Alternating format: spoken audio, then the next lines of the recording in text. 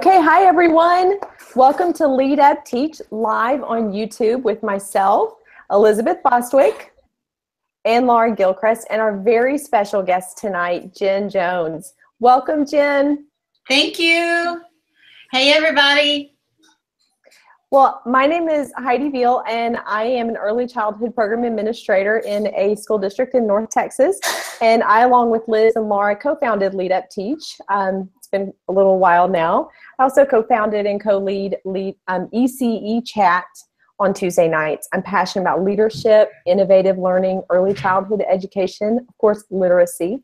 And before we go much further, I would love Laura and Liz for y'all to take a minute to introduce yourself too. All right. Well, my name is Laura Gilchrist. I'm an instructional coach in Kansas City. I taught science and social studies for 20 years, and I'm in my third year as instructional coach. I am passionate about many things in education, but I would say it all comes down to designing learning experiences, schools, and cities around our kids so that they can walk successfully into their futures. Let's see, Jen, we are pumped to have you on here tonight. Thank you my so Instagram much. Story hero. And by the way, you should all know that Jen's username on Twitter and Instagram is @HelloJenJones, and her website of awesome is helloliteracy.com. So, Elizabeth, please take a minute to introduce yourself. Okay, hello everyone. I'm Elizabeth Bostwick, and I'm a 4th grade teacher in the Finger Lakes region of New York. I'm very passionate about fostering a true love of learning within our students by immersing them in makerspace, project-based learning, and passion projects, while also inspiring them to ignite their shine. Jen, we are ready to be inspired by you. Please introduce yourself. All right. So thank you guys so much for having me on your live YouTube show, which I then learned will be on iTunes after this, correct? Like your own podcast. That's very cool. So my name is Jen Jones, and I have been a classroom teacher educator for 23 years. I first started off teaching in California on the Central Coast, grew up in Santa Barbara, but went to college at Cal Poly San Luis Obispo, and then I got my first teaching job in Morro Bay, and I've taught 2nd grade, 1st grade, 2nd grade, 3rd grade, 4th grade, 5th grade, 6th grade, and 8th grade. So I've taught a long grade span. And then somewhere along the way, in my first couple of years of teaching, I was trained in reading recovery, which is a year-long intensive training process for at the time, reading intervention, before there was such a thing as reading intervention. And then I went and taught, when my husband decided he wanted to go back to school and get his PhD, we moved to Florida, Gainesville. And I had an opportunity to teach at a school there called PK Young. It's a lab school, and it's part of the College of Education in the University of Florida.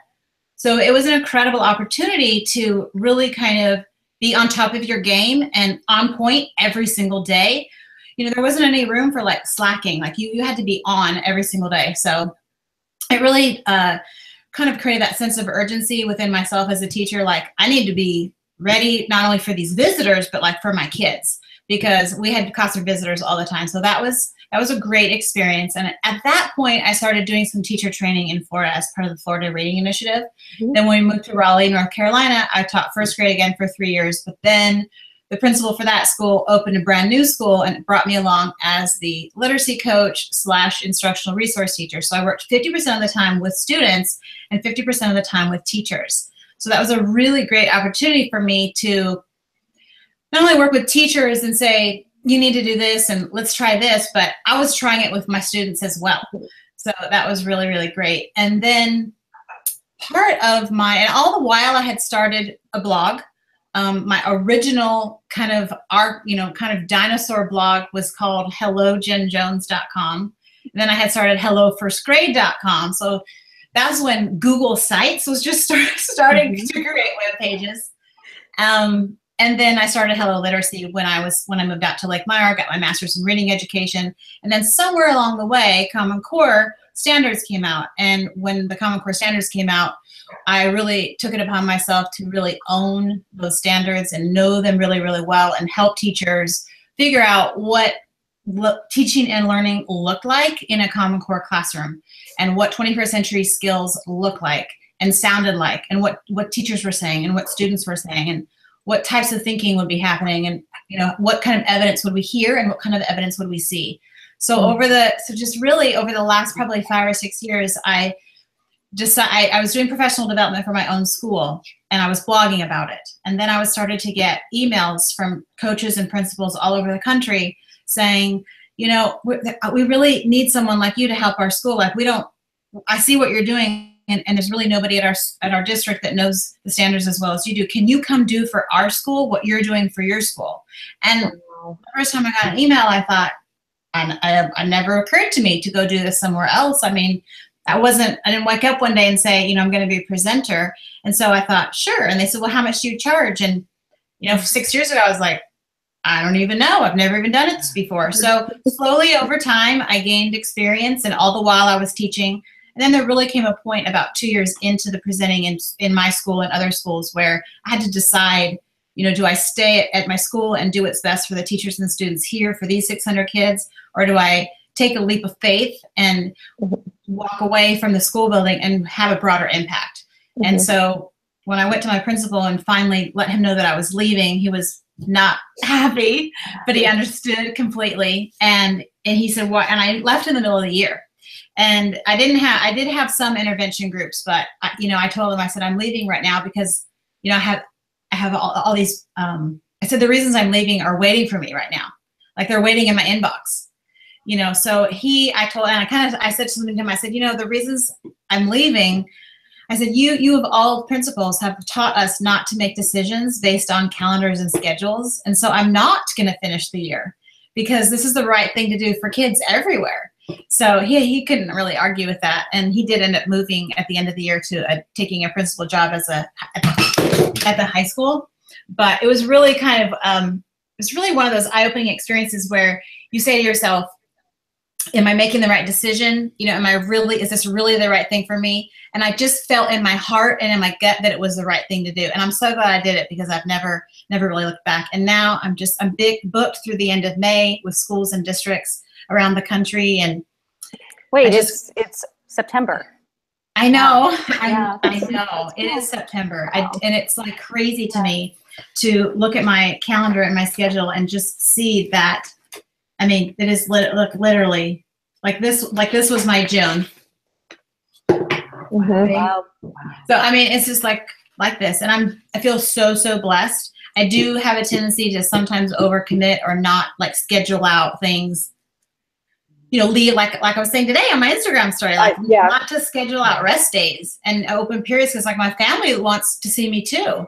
So it's a balance between just trying to make everybody happy, everybody in my life and outside my life happy. It's impossible. Yeah. But we try. But I do have to say that I feel part of the blessing has come from social media and this live broadcasting platform that's available now, whether it's Periscope or Facebook Live or like YouTube. It just wasn't there before, and now it is. So there's this built-in audience of people that are just hungry to listen and hungry to learn. And so if you're a person like me who's hungry to give it and hungry to share and eager and passionate about what you do, there's always gonna be people willing to listen, or like for Happy Go Teach, willing to pay to come. So I feel blessed. That's amazing. Yeah. Well, and that's why we exist, because we wanted to bring people just like you, give you a platform and a place to share your story and then save it and be able to share it beyond ourselves. So this is perfect. Yay! I'm so glad.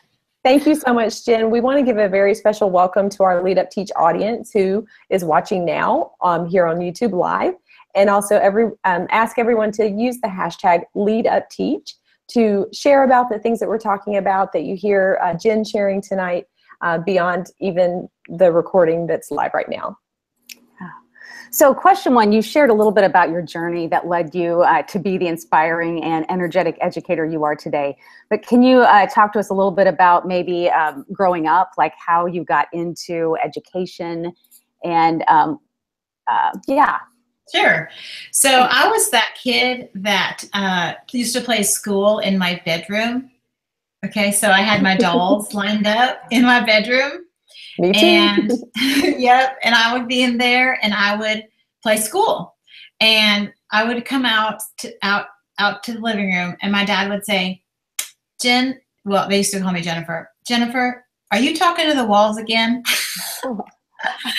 And I said, yep, yes, I am. And I remember when I was at school, we had like an aftercare program, and I wasn't like, we didn't have buses when I was going to school. My parents would pick me up from school, but I had like an after school care, and there was a classroom kind of like on the other side of the after school care. And I would go in the classroom, and I would like, it was a chalkboard with chalk, and I would like talk to the class, and I would like make lessons. So I feel like I've always been, being a teacher has just kind of always been a part of what I wanted to do. But somewhere along the way between middle school and high school, I thought maybe I want to do something different. And I really did explore other things besides teaching. Like I thought I wanted to be a doctor even. And I volunteered at St. Francis Hospital in the surgery department. And I went every Tuesday and Thursday from 6 a.m. to 9. And I learned I did not want to be a doctor. But I tried. I mean, I kind of went down that path, and then I thought, well, maybe I want to be a lawyer. And I worked for a lawyer for 2 years, and she was an appellate attorney, and she was a female role model. And I'm a pretty strong writer. I majored in English, and I worked for her, and I also worked for a court reporting firm, and I proofread like documents, like the court reporters that sit in the court reporting, and I did that. And I learned I didn't want to do that because I like to be around people. Mm-hmm. And I really love kids. And so when I went to college, I thought, you know what, education keeps calling me back. It keeps calling me back. So I ended up going and doing post-baccalaureate work after my English major. So I did 2 years afterwards and got my elementary education degree. And I loved the creativity that the creative license that teachers have. And that's one of the reasons why, like, I'm a big fan of Robert Marzano, because, he's got his book, The Art and Science of Teaching. And I feel like there is some science, there is some recipe to teaching, but there is a lot of creative spin and a lot of art that each teacher brings to the classroom. And that needs to be honored more, I think. And planned, like we need to plan together around that art side, which we plan around the science side somewhat, but not so much around the art. And that's why I like Teach Like a Pirate, because it's all about that art piece that really gets kids excited. Jen, I have one more tangential question. Was there a teacher, since we're on LeadUpTeach, was there a teacher that inspired you? So my kindergarten teacher, I talked about this on my story to Santa Barbara last weekend. I went back to the school that I went to when I was a kid. My kindergarten teacher, she would say, okay, boys and girls, today we're going to do art. And it was like we had paste, back in the day when you had the white paste. And I loved doing art. And my mom is very creative, and my dad is also very creative. He used to build homes, like custom homes, and my mom was a calligrapher and a designer as well. And so I feel like kind of creativity and art is in my genes. But I loved the art piece, and I also am left-handed. If that helps you to know you. Yeah. And then my third grade teacher, Mrs. Brock, she was a really gentle soul, and she let us go to the library whenever we wanted to, which has kind of been one of my things right now. It's about how every day is library day. Yes, and it goes back to fourth grade. It goes back to a teacher. Yeah, it always does. It goes back to a teacher. And she was also Mrs. Brock. Loved vocabulary, and she taught us lots and lots of words. And I do remember that a lot. So good memories. Awesome. That's neat. I love hearing teacher memories from the childhood. Well, Jen, you are incredibly passionate about literacy, as can be seen by your work as a literacy specialist and your blog, Hello Literacy. Tell us about your passion for literacy and why you're so passionate about sharing it with the world. Well, I feel like learning to read is one half, and then learning to love reading is the other half. So 90% of Americans can read, but they don't. So, it's a startling statistic. And I feel like there's a lot of systems and routines in place in schools that don't really, not teachers, but like programs or systems or computer software or things that, we're trying to get kids to read all the time, but we're forgetting about the affective domain of learning. Mm-hmm. Benjamin Bloom is really well known for the cognitive levels of learning, but we forget about the affective domain, and that is the domain of learning, whether who you are as a learner or who you are as a reader, and that's how we feel about ourselves as learners and readers, how our attitudes and dispositions towards how we feel about ourselves. And I just don't think that we teach teachers to teach that to kids. You know, and I always tell teachers or ask teachers, how many of you have classroom libraries? And a lot of teachers raise their hand and say, I have a classroom library. And I say, how many of you have kids that go to the classroom library 10 times in 15 minutes? And they all raise their hand. And I tell them, that's a telltale sign that kids don't know who they are as readers yet. They don't know their reading identity. They don't know what they're interested in. And so we as teachers, we need to help teachers develop those identities with our students. And say to kids, if you like trucks, as simplistic as this sounds, if you like trucks and trains and robots and dinosaurs, then you need to be checking out the Trucks, Trains, and Dinosaurs books. You know, as simple as a connection as that seems for us, it's not simple for kids. Right. And so those types of, building that passion in our students is so important. And I think, literacy is the key to just about everything in life. And when you have literacy, you're also building confidence in kids. Because when kids know how to read and kids feel good about themselves as a reader, then they feel confident as a learner in all areas of their day. Yeah, I see that so much as a fourth grade teacher too, because everything includes literacy. Kids need to be able to read in all content areas. So when they can read and they understand how they are as a reader, it allows them to have more confidence. Part of the reason why I share too, like on Facebook Live, is because it's startling to me how much teachers don't get what they need. And I mean, as far as like the PD that they need, or the food, the figurative food they need to eat and digest to become a better teacher. And so there's just not good PD out there at the nitty-gritty level that teachers want and need. There's a lot of great books, and there's a lot of great programs, and there's a lot of good teacher ed programs, but so many teachers tell me, I learned more about guided reading in your Facebook Live than I did in my teacher education program. Wow.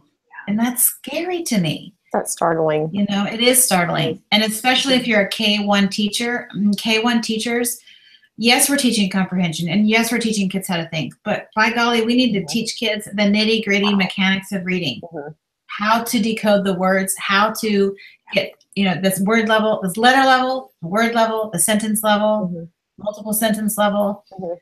And so many kids come to school and I just don't have a book on my desk, but they're reading a book.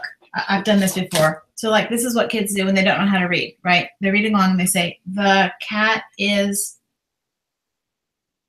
right? And then they look up at the teacher because they don't know what to do or say or try.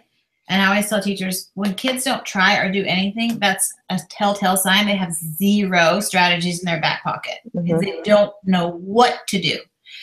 And so we need to help kids get strategies in their pocket to get past words at the word level. And once you can help kids self-monitor those strategies and figure out what the word could be, look at the pictures, get your mouth ready, cross-check, does this make sense, sound right? When kids start to do that on their own and they can self-monitor that on their own, they're well on their way to becoming an independent reader. But that's a big hiccup for a lot of kids, and teachers just don't have the tools to help them get the tools they need. So that's kind of the whole basis of the Facebook guided reading series. Wow. And I heard you say self-awareness, and that is such a big deal, that metacognitive piece of all education. Yeah.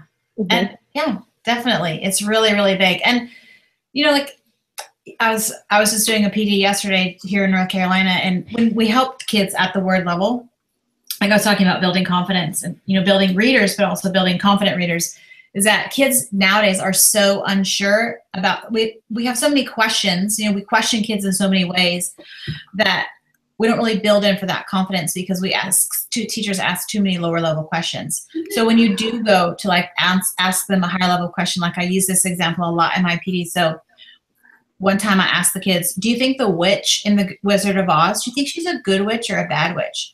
Which is clearly a higher level question because there's no right or wrong answer. And the kid said, she's good. Yeah, she's good. And then I said, why? And they go, she's bad, she's bad. So So it's like, you know, they flip their answers because they think, oh, I didn't say the answer you wanted me to say. Mhm. They don't understand that, no, if you think she's good and you can tell why, then she's good. But if you think she's bad and you can tell why, then she's bad. And it even happens at the word level too. Like I'll be helping a child solve through a word and they'll say, yeah, okay, I think it's flowers. Yeah, flowers. I like flowers. And I'll go, are you sure? And they go, no. Oh, that's funny. Right? And I'm like, we just spent 5 minutes on this word working out why it's flowers, and you just question them one little bit and it's like their confidence goes back down. So helping kids to understand, yes, it's flowers because there's flowers in the picture. She's picking flowers. It starts like flowers, ends like flowers. It has the ow like cow. Yeah, it's flowers. And then that confidence, it truly is so key, so that they can decode if they get stuck and they know I can do this. Yes. That's the goal. Yeah. And the big one is being able to back up their response with evidence that they think is reasonable. Yes. And being able to have the confidence that their response is solid. Yes. Rather than always looking for the teacher response. Right. Yeah. Just creating, like, instead of like teacher dependent kids, like just like kids that are like dependent, self-dependent. Dependent. Very true. So just this past weekend, you co-led something really remarkable. We would love for you to tell us about Happy Go Teach. Oh, thank you guys. For it and what it is and where it came from. So Happy Go Teach sort of was born out of, first of all, my friendship with Kayla Delzer, who is a remarkable second grade, now third grade teacher in Fargo, North Dakota, with some great strategies and practices in her classroom that really kind of people wanted to know more about. And then just sort of out of a frustration for the fact that 21st century teaching and learning is the focus, the push, the pressure from administration, districts. Kids need to be collaborating, kids need to be communicating, kids need to be using critical thinking, all of this stuff. And then teachers would go to a district PD and they would sit in a room with 800 other teachers for 4 or 5 days. And there would be some lady standing at the front of the room, and she would be talking with 757 slides, and she would say, now, your lessons need to be engaging. Okay, so that's ironic off the bat. And second of all, she would put up like a video or a webinar that's like 45 minutes long on like rigor, and then the movie would be over, and then she'd go, got it? Right? Like, we need to, I just think it's ironic that the PD is not delivered in the way teachers are expected to teach it. Right. Okay. So we thought, Kayla and I thought, let's have a professional development day where teachers are communicating and collaborating and working together. And we are modeling teaching the way a 21st century classroom should look and sound. So we run a morning meeting with 150 teachers. Oh my gosh. For 15 minutes, and they're all awesome. Awesome. Teachers always have questions about how to run those morning meetings, so they actually get to experience it like you did. Yeah, exactly. And then we come in and we do a STEM mini lesson, and we talk for about 10 minutes, which is about how long a mini lesson should be. You know, a mini lesson teaching is super powerful, and when we talk about teaching with urgency, mini lessons are perfect because it's a gradual release of responsibility in a 10-minute format. You know, we say to kids, remember what we did yesterday. Today we're gonna blank. Today I'm gonna teach you blank. Watch me blank. Did you see how I blanked? Now it's your turn to blank. You try blanking with your partner. Now today when you're off your reading spot, you're gonna try blanking. You know, it's that mini lesson format. Because what happens is if teachers don't stick to 10 minutes or less for their mini lesson, then their mini lesson turns into a maxi lesson. And 45 minutes later, they're still talking, right? And then kids are running out, and then there's no time. Kids are out of time to practice and reinforce the skill or the strategy that the teacher is trying to teach them. So we model a 10-minute mini lesson, and then we set them free to go do the STEM challenges with their teams. So we model facilitation. We just facilitate, and then they go off. And then the other really powerful piece that we do is we do a mini ed camp. So I don't know if you're familiar with ed camps at all, but ed camp is participant driven PD. So we turn the ownership over to them to lead and learn. And so before lunch, we give them a sticky note, and the top of the sticky note says something I could teach about is. And the bottom of the sticky note says something I want to learn more about is. So at lunch, we aggregate all the stickies and we form groups that there's like 5 centers running at once, and we do 3 rotations. So they can pick and choose which ed camp they want to go to, and they lead and teach each other. And the power of that is the same micro scale it down to the classroom. Kids bring a lot of strengths to the classroom, and we need to capitalize on that. Yeah. So our conference motto is everyone's a teacher, everyone's a learner, because teachers can learn too, and students can teach. That is fantastic. So I can hear your connection with Kayla in your words. yeah, I know. I can hear your friendship with her. Yeah, we're so excited. I know that, and we're so happy, and we feel like we were talking about this before the interview started, but we feel like now with social media and just with the way things are going in our world with entrepreneurialism and teacherpreneurialism, like teachers can just make a conference if they want to. Yeah. Anybody can do anything that they want to now, just because there's audiences, the built-in audiences that are going to listen and hear and want to do stuff. But we just feel so fortunate that teachers choose to come to ours, because about 30 to 35% of the teachers that do come through a school invoice, a purchase order, but the other 70 to 70% of teachers are paying with their own credit card. Wow. And like Saturday, they're coming on a Saturday to come for PD. And how do they leave? Do they leave with oh my smiles gosh, and they excitement? leave so happy. They're like, they do say to us, oh, this is the best PD we've ever had. This is so good, and we love it. It's so inspiring, and thank you so much. And I'm going to put so much of this into place on Monday. Yeah. And they've made all new friends from people at their table. And do you get them on Twitter or Instagram? We do promote them to tweet, and we have a conference hashtag, and I get them to do. We do also Instagram. A lot of them are on Instagram, not as many on Twitter. But we also utilize Goose Chase. So Goose Chase. I've heard of that. Goose Chase is our missions. So all the while they're doing all the things in the conference and all their challenges and their group activities, all the while they also have these Goose Chase missions they have to accomplish all the while they're doing all this.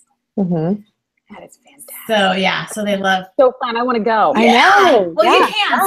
So if you're going to give me this little opportunity, so we do have spots left in Minneapolis. So we have spots left in Minneapolis on Saturday, sold out, but we opened up Sunday, and we thought teachers aren't going to want to come to a PD on a Sunday, and Sunday's almost sold out, but it's not yet. So that if you just go to happygoteach.com, you can see where the registration links are. And then we have a conference in Houston on January 29th, which is a Monday.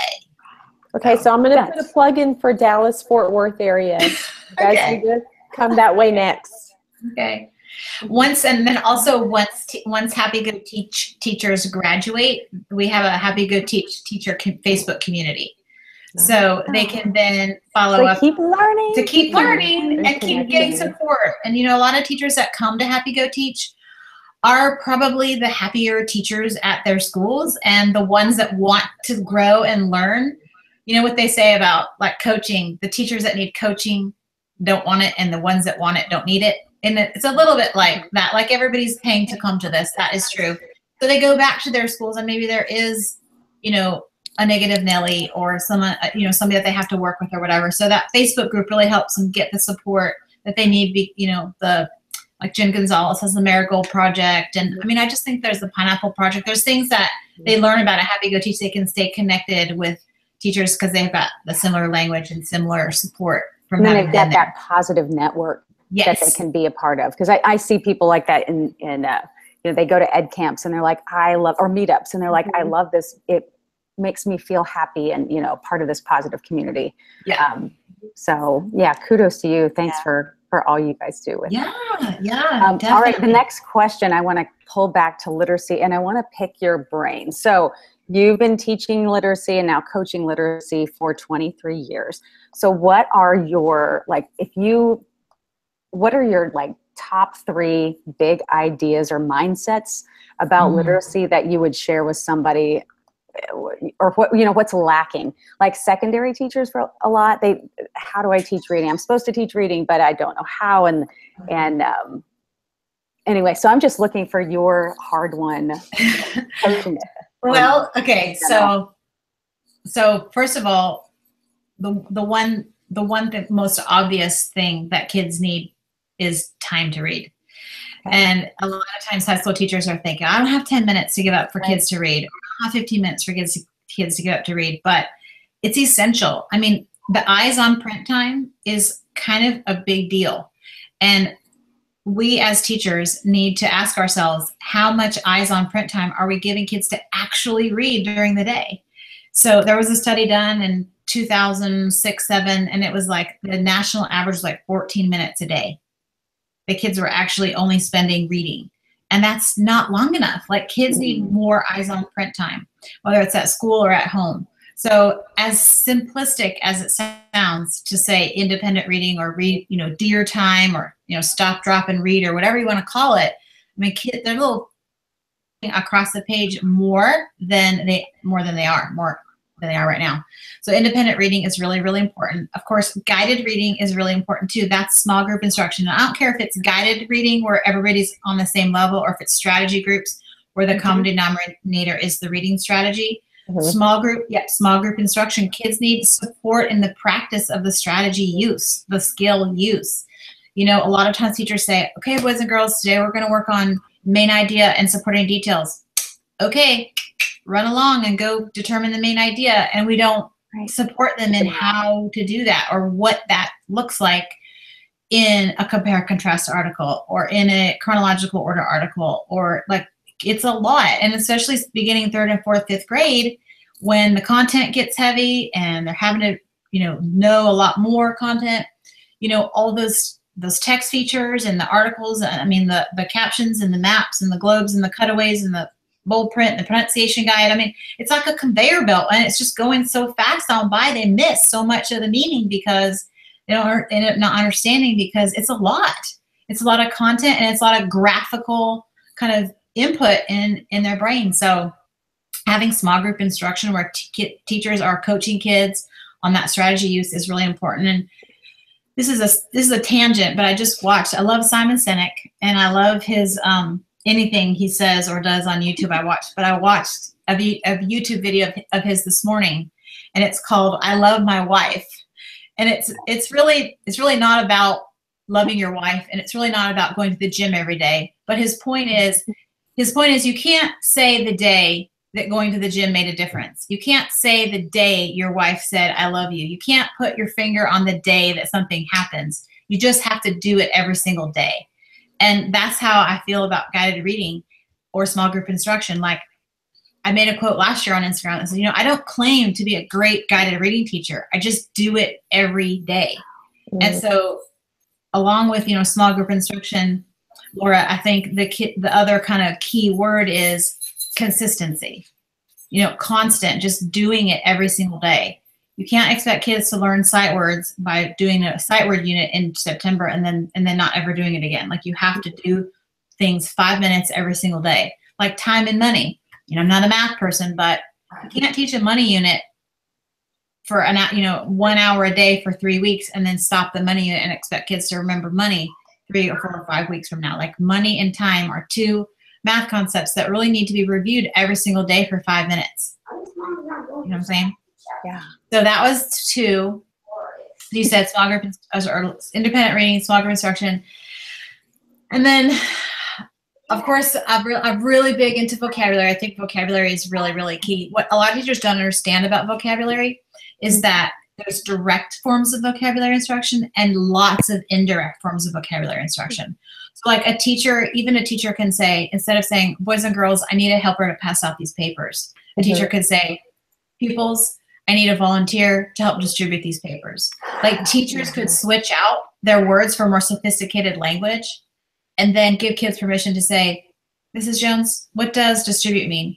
Which you also need to have a classroom based on trust in order for kids to feel safe to raise their hand and say, what does this mean? What does that mean? So that's kind of an underlying piece of that. And I think with all of this said, all 3 most important things that I said, of course, my favorite word in teaching is urgency. Like, we don't have time to wait. We don't have time to, everything needs to be done like right now. And I even teach teachers to talk faster. Like, don't be that teacher that talks like this Like you just send the message to kids, like there's no fire there, you know? And I always tell teachers to stop taking group bathroom breaks. Now, I realize that there may be, you know, things in your school where, you know, that's not possible or safety or whatever, but the reality, the quantitative reality is that 2 15-minute group bathroom breaks a day, it wastes 14 days of instruction. Ooh. So that's a lot of days. Yeah. You know? So I think we can figure something else out as far as kids maybe could go to the bathroom when they have to go. And we could teach kids how to use the bathroom without abusing the privilege to go. I mean, I just feel like there's possibilities. There's other possibilities because urgency is really, really important. And we need to be planned and prepared and teach with intention and purpose every single day. I always tell teachers this too. I say, before you get ready to read your class a book, you need to read it first. Mm-hmm. And they all laugh because they don't. It's, you know, not all don't, but you have to know what it is because they're supposed to get out of this book or have questions prepared before you read it. So Mm-hmm. that's just teaching with intention and purpose. Same thing with guided reading. Read the book first, jot a few questions down. Oh man, thank you for those tips. And I'm going to take a secondary look at this. So you said, you know, eyes on print. That's still important secondary. And I think teachers don't think they can do that, or they think that others might think it's, you know, just quiet, you know, time they're not teaching, but it honestly is important. And then small group instruction and reading, teachers can do that in any content, but they don't. And they can do that in any grade. That's okay. Yes, I'm thinking high school right now, but that's something we could do, but it's just not. That's why I love getting elementary and secondary teachers together to share things, because we get stuck in mindsets. So that's just really an aha for me. And then the vocabulary, I think, is huge. I don't think in secondary we teach enough. We don't look at that vocabulary piece, because vocab can be very fun. Like you can have so much fun with using big words and, you know, getting better at it and games. And so thank you for that so much. Sure. I love those. Yeah, I really like how you hit on doing some of the same things in new, different ways. You know, like bathroom breaks, for example, like just taking a new look at a new approach at how we do things. Well, and somebody like my own personal children went to Montessori preschool. And when they went to Montessori preschool, like, and now Kayla's doing flexible seating, but in Montessori at the preschool, they have the mats. And so like I always tell teachers now, I'm like, go to Kmart or go to Walmart and buy like 5 or 10 bath mats that cost $5 each, roll them up, put them in a laundry basket, and then say, when you want to go work on the floor, like grab a mat. You lay the mat down, like that's your spot. Like that's your place. Like it just gives kids a place and a space to like do the work. A boundary. Your boundary. Yes, exactly. That's like the reading mats I've been talking about, just like where you move the books from left to right. So it helps kids stay on focus while they're reading independent reading. They just put the books on the reading mat and they move the books from left to right until the reading time is done. And it's just, again, it's a simple, what I like to call a low prep, high yield strategy. So it's really low prep, low cost on your part, but it really, the yield is a high return on your investment. So do it. It's awesome.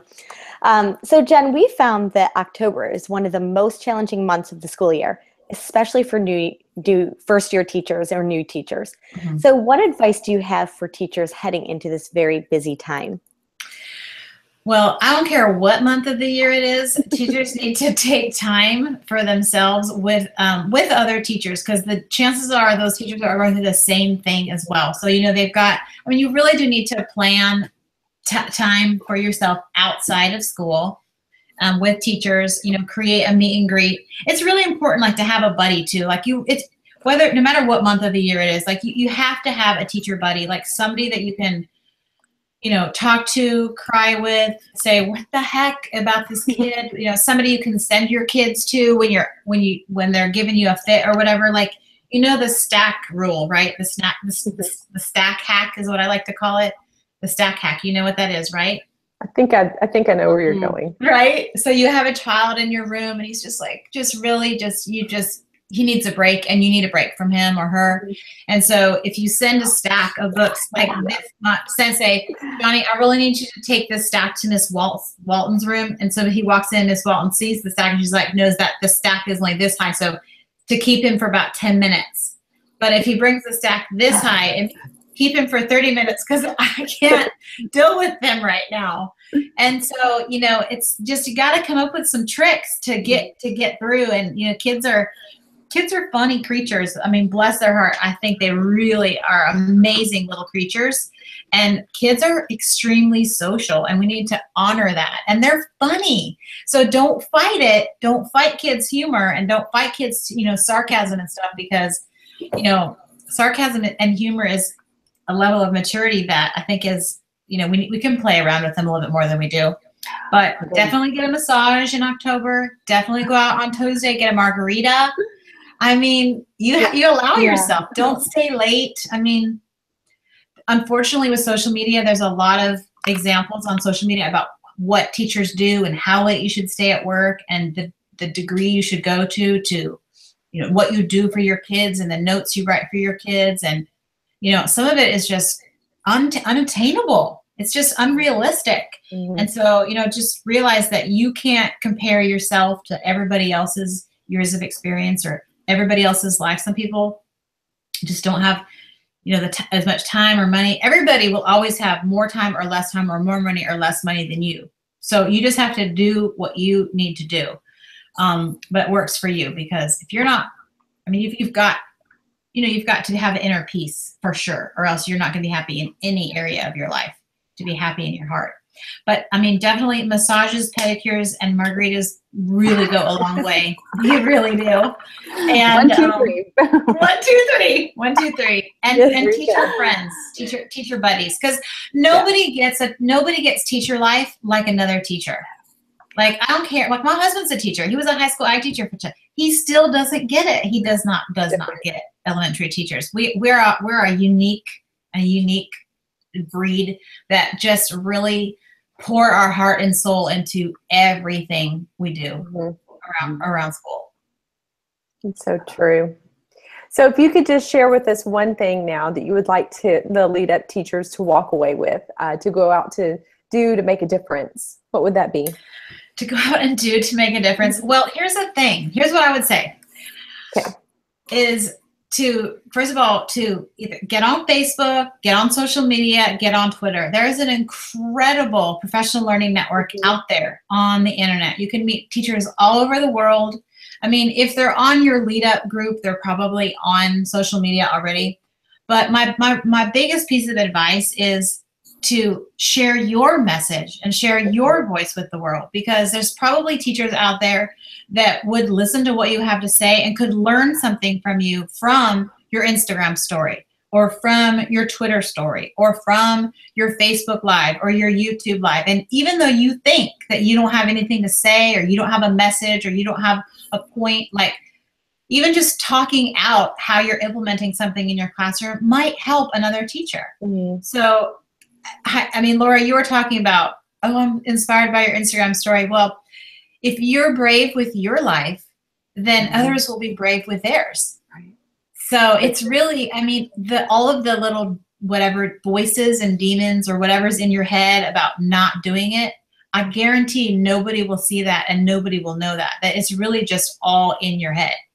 And I do wish more teachers would flip the camera around and share what they have to say, because like one of my memes was last week, you know, everything new is hard at first, but once you do it a couple of times, then it's not new, and then you're more comfortable with it, and then it's like, oh, I can't believe I didn't do this sooner.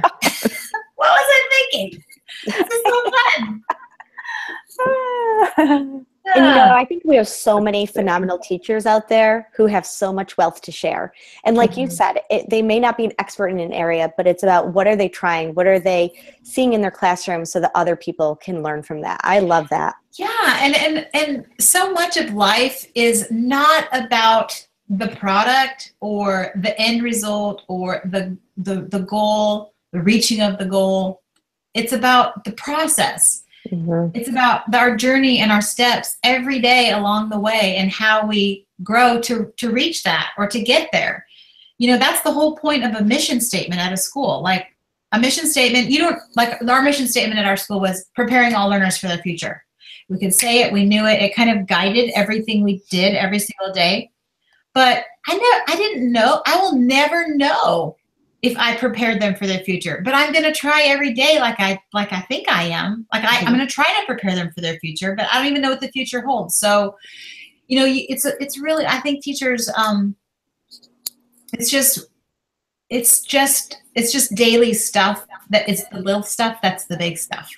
And I think that learning, if you're on Twitter or you're connected some way out beyond the walls of your school, you kind of get reignited that learner in you. Because sometimes teaching, the grind can wear people down, and then they get connected. They go to an ed camp or like a Happy Go Teach, or they get on Twitter and they're like, wait a second, I could do, a blog, what's that? And then, I mean, I've seen teachers get on Twitter and they have taken off just exponentially, like, shoom, and they're like doing so many things. I'm like, wow, it's only been a month. And almost all of them, you can just see a difference in their attitude and beliefs in themselves. And that's so good for kids, because if they're inspired, the kids are. Exactly. Sharing, when teachers share, we just share creative spark and make new sparks. I like that.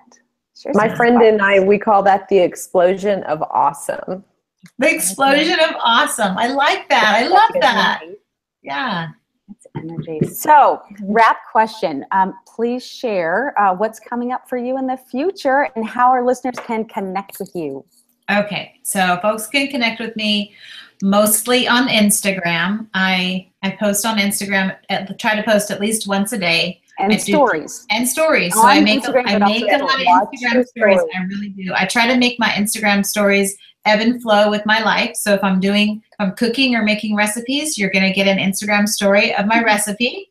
And if I'm doing a PD or if I'm traveling, I will, you know, I've done airport PD before. I've done airport stories. I've done that. I'm going to be in October. I'm going to be presenting at the Teach Your Heart Out conference in Houston. I'm also going to be in November. I am presenting in November in Greenville, South Carolina for the SDE conference, 4 different sessions around literacy. I'm going to be, well, again, I'm just booked. Like I was saying before, I really am booked through May. I have a 9-day contract with the school in Fulton County, Georgia. I have a 9-day contract with Lenore County in North Carolina. Let's see, I'll be in Des Moines, Iowa. I don't know the date. I'll be in Memphis, Tennessee after the first of the year. I don't know the date, but I'll post it on my blog. HelloLiteracy.com is where I post all the dates of my upcoming workshops and where I'll be and things. But I usually just tell people, like, if you want to talk to me about professional development in your school, then I usually just tell them to send me an email at helloliteracy@gmail.com, and I'll forward them. I have what I call a PD menu. So, like, it's really just kind of pick and choose what you want, or, you know, what I can offer. Or I always tell them that I will cater to their data, their reading achievement scores, their school improvement plan, what students want, what teachers need. That's important to get that type of buy-in. And honestly, most of my professional development in schools and districts around the country are what I like to call, like, homegrown. Like, teachers hear me and they go to their admin and they're like, we want Jen Jones to come to our school. Like, she travels, like, she'd come. And then the principal says, okay, we'll get some more information and bring it back to me. So, and she doesn't talk at us the whole time. She actually turns you loose, right? Turns engaging learning. Yeah. Engaging learning. Yep. It's really important. I mean, PD should be delivered so that teachers can go around the next day back to their classroom and say, oh, Jen, we did a gallery walk with Pic Collage. We're going to do that with our kids today. Or we're going to pair up this way because that's the way Jen did it. Or Jen talked for 10 minutes and then she turned us loose. I'm going to talk for 10 minutes and turn my kids loose. I mean, professional modeling, PD modeling is key. It's totally key. It is. Yeah, it's applicable, you know, and that's what people want. That's what teachers need. Yeah. And, you know, presenters should be like, just because you're a great teacher doesn't necessarily mean you're going to be a great presenter. Like, you have to be, like, if you're an enthusiastic teacher, then you'd make a great presenter, because, like, teachers want enthusiasm and motivation and inspiration. And so do kids. Like, kids want teachers that are fun and smiling and laughing and greeting them at the door and saying, I'm so glad you're here today. I mean, attendance is the #1 factor for success, because if they're not at school, you can't do anything. In the first place, you can't do anything. So I always tell kids, I mean, teachers should tell kids every single day, like, I'm so glad you're here today. Like, I couldn't even imagine school without you here today. And some kids are, like, have never been told that. Like my praise phrases, like one of my praise phrases is, you're going to college, or your brain is smoking hot. The first time I told one of my kids, you're going to college, he looked at me and he went, I am? And I said, yeah, you totally are.